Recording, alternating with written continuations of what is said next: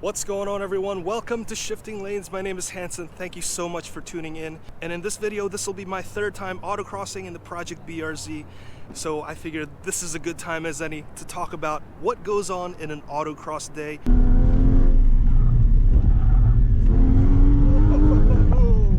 What do you have to bring? How do you prepare? And generally what goes on in an entire day of autocross, so stay tuned.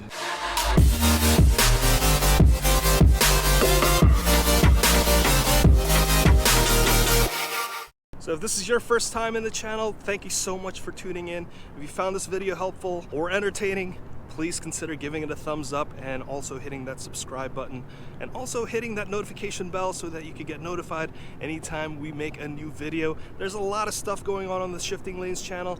We drive and review a lot of different new cars. We also attend a lot of exciting events, and also we have a bunch of different project cars, this being Project BRZ. But also check the rest of the channel and scroll down through the playlist, because there's also Project IS300, Project Volvo V70R, and Project V8 Vantage. So with that out of the way, let's get going with what goes on in an autocross day. Very first thing that you need to do when you're autocrossing is a couple of days or the day before. That's basically finding out where there's an autocross event happening. And if you're in the Northeast region where I am, near the Philly, New Jersey, New York City, even Maryland area, then you need to check out autocrossforyou.com or autoxforyou.com.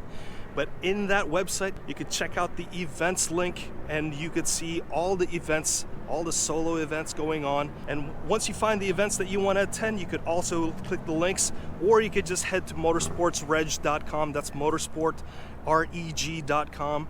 And you could put in your zip code and check out all the different motorsport events in your area. As long as you could drive, you could autocross. If you're still young and you don't have a driver's license yet, there's also other forms of racing that you could do to attend the autocross sessions. You could do junior karting, for example. So if you have a driver's license and if you have a car that's in good working condition and you also have a helmet, then you could autocross. Actually, if you don't even have a helmet, they'll lend one to you. So once you've registered, basically all you have to do is just show up on the autocross day. If this is your first couple of times autocrossing, then you're going to be a novice, and there's going to be a lot of people that will give you a helping hand. The autocross community is fantastic, so definitely show up early, walk the course. You're going to be standing around a lot, so you're going to get tired and you're going to get a lot of sun, so you need to bring sunblock at least. Bring some snacks, bring a lot of water, and maybe bring a chair or two if you want to just relax when you're not working the course or racing in the course. So for today, I packed a cooler filled with my lunch, some waters, and also brought my sunscreen. You also want to bring stuff like pressure gauge, a tire compressor, maybe a jack, maybe extra oil, whatever you think you need.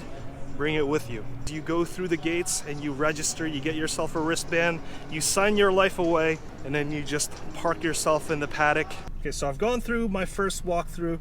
If you're a novice, I suggest that you walk through the course a lot of times. This one's a fairly big course. It's about 60 to 70 seconds. So I suggest you go through that a couple of times. I got my wristband and I've registered, so I have my work assignment, and now it's time to go through tech inspection. And this is what happens during tech inspection. They basically check out your helmet, make sure it's okay, and then they're gonna shake your car just to make sure everything's tied down and there's nothing loose and there's no big fluid leaks. And someone will be out there with the red flag to stop cars if we need to, but just safety's first.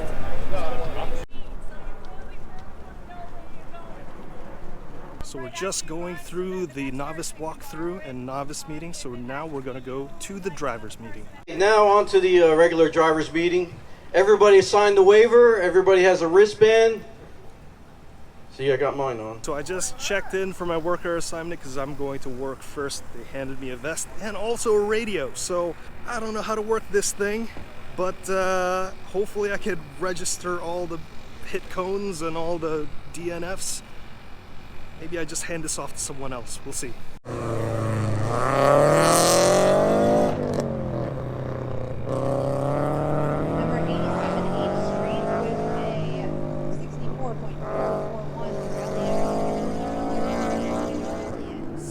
right, so the way the heats work is, this event specifically, this is event number 7 at the Meadowlands. There are 3 heats, so it's split up into 3 sections. I had to work the first section, and this is the heat number 2 right now, so I'm taking a break, and then for heat 3, that's when I get to run. Getting a ride in a Porsche GT4 with Perry, and this is going to be an exciting event. Before you go, hit it forward and it'll start. And 11 extra. Great start.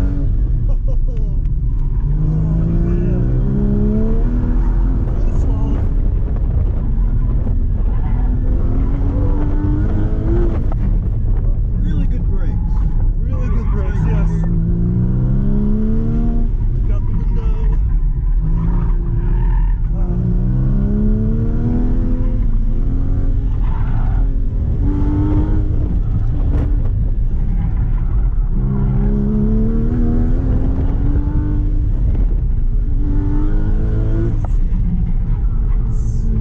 Speed.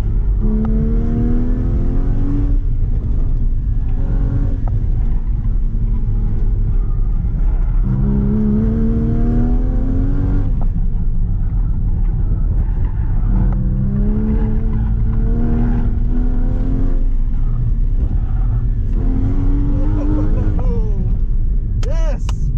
You made this car dance, man. All right, so heat 2 is almost over. I had my lunch, got hydrated, walked around for a little bit, talked to some people, got a ride in a Porsche GT4. That was an insane lap. That car just has a ton of power, a ton of brakes, and just that low center of gravity. That thing is out of this world. But anyway, now it's almost heat 3, so I'm jumping in my car and heading towards the course.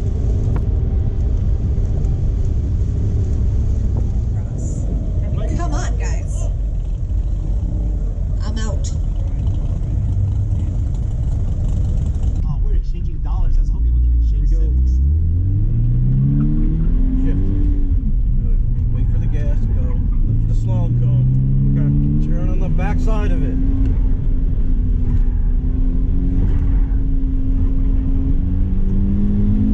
Brake, brake, brake, brake. Wait for the gas go. Brakes. Good, good. Smooth, smooth. Easy, easy. You're steering too much. Okay. Brake here a little bit, Good. Turn on the backside. Nice. Get on the backsides of these. Don't turn abruptly. Okay. Smooth. Brakes. Look for the first going to slalom. Smooth. Good, good. A little bit of brakes. Nice, nice. Stay tight, stay tight. Stay tight, tight. Brakes. Good. Off. Let the car come out a little bit. Set up to the backside of this triple. No brakes, just smooth throttle. Nice, nice, nice, nice. Okay. So what do you think? You gotta slow your hands down. Okay. You're making your turn-ins. Yeah. You're going whoosh. You're turning in hard. Easy. Relax your hands. All right. Relax your hands. Okay. Smooth. Your inputs, you want to be smooth, and you're driving away from the cones. So you want to switch for a run? Yeah. Or- Yeah. That's it. Yeah. So now I line up the slalom. See how? Now watch backside right there. 1, 2. Oh, See, smooth inputs. yes. Brakes. Nice and slow here. Okay. Get on the gas. Now I'm looking to head through the corner. Okay. I'm going to feed in the gas. Now you have to backside this cone. So now just feed a little bit into the throttle. That's very See slow how distance. smooth? Yeah. Brake a little bit here. Right on that cone. Yeah. Backside this cone. Backside this cone. And keep going. Brake. Roll. Let the car roll. Yeah.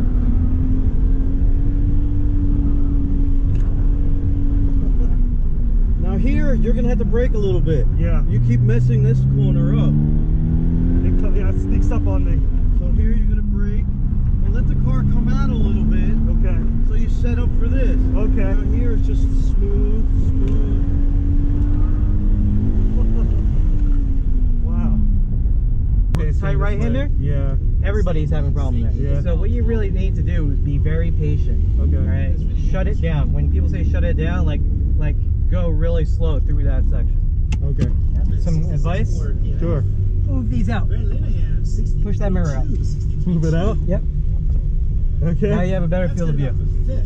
That's a good point. All right. Second. Tap the brake, get on the gas. Oh.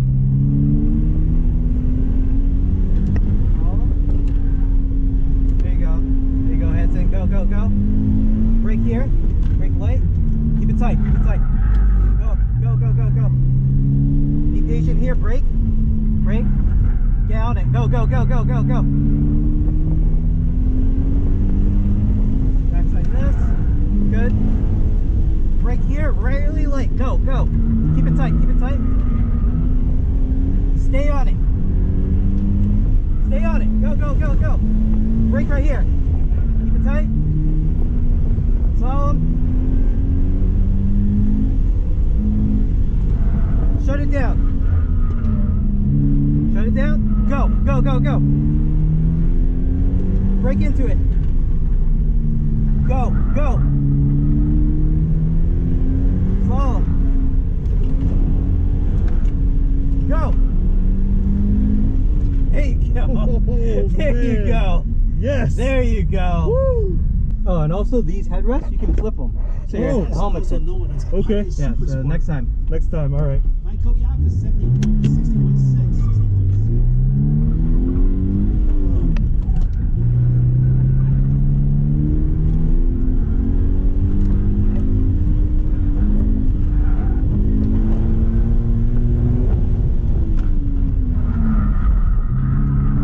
Okay. Okay.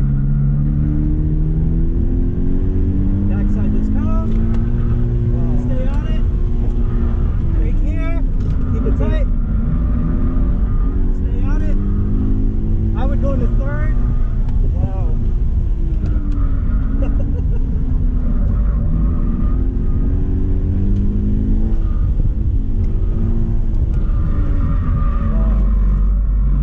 That's how you do it. All right.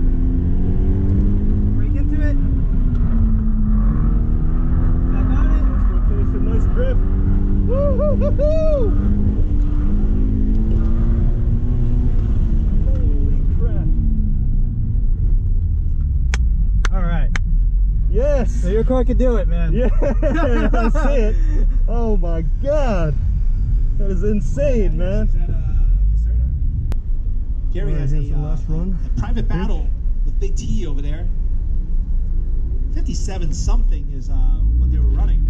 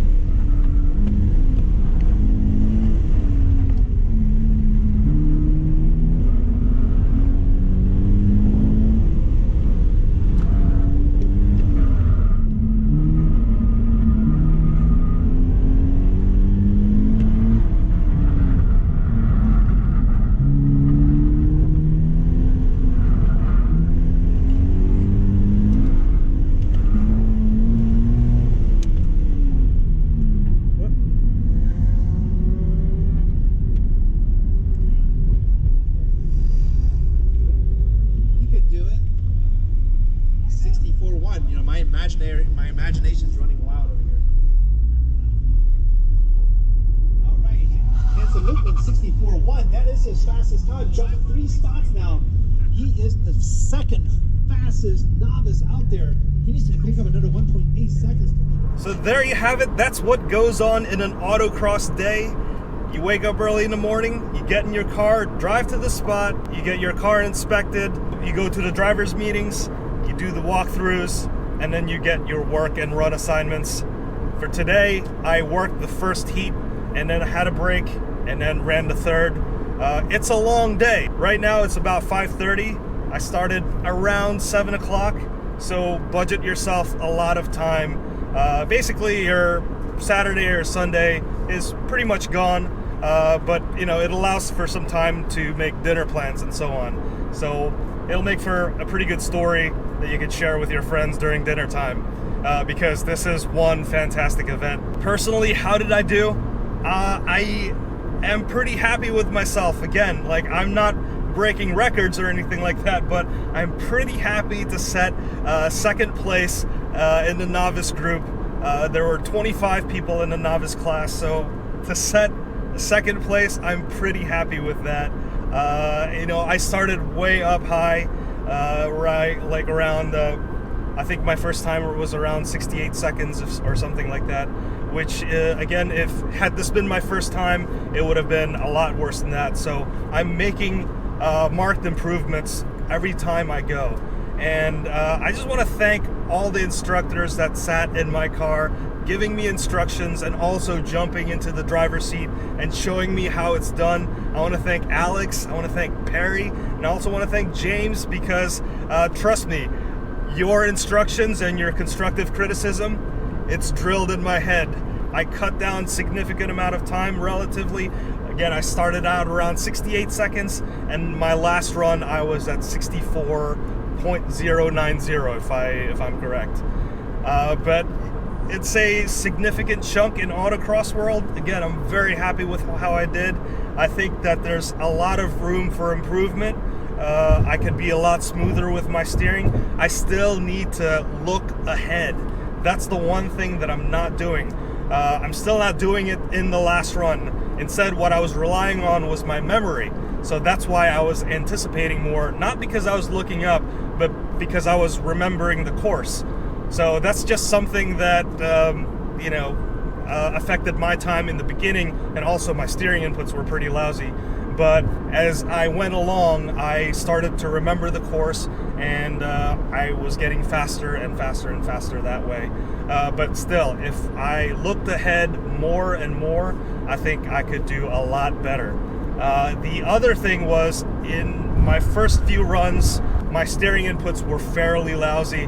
I was either nervous or just did not know what to do. I was turning and also hitting the brakes and hitting the gas. I was combining different moves, and basically that's not good, because there's only so much grip in your car, and when you put multiple inputs into your car, where in an autocross setting where there's a lot of different changes in direction, you can only put so much into your car, and then it's just not going to respond to you. So over the various runs, I started becoming more cognizant of that. So I was putting in steering inputs by its own, and also braking inputs by its own, and also at some points I was doing both steering and throttle inputs at the same time. I'm starting to get some semblance of what trail braking is. Again, I understand it in theory, but in application, it's still a gray area.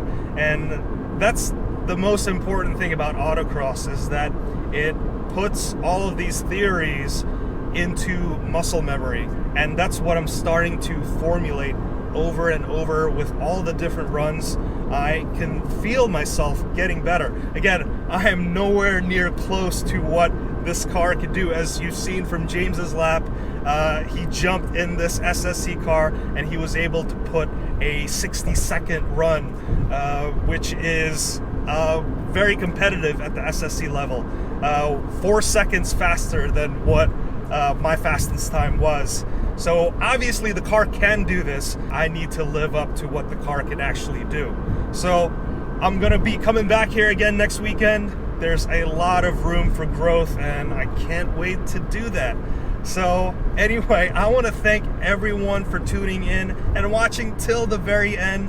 What are you still doing here? I can't believe you're still watching this. But anyway, if you liked the video, if you found this somewhat informative, please consider giving it a subscribe, hitting that like button, and also hitting that notification bell. Anyway, my battery's low, so I'm going to check out. My name is Hanson. Thank you so much for tuning in, and I'll see you next time.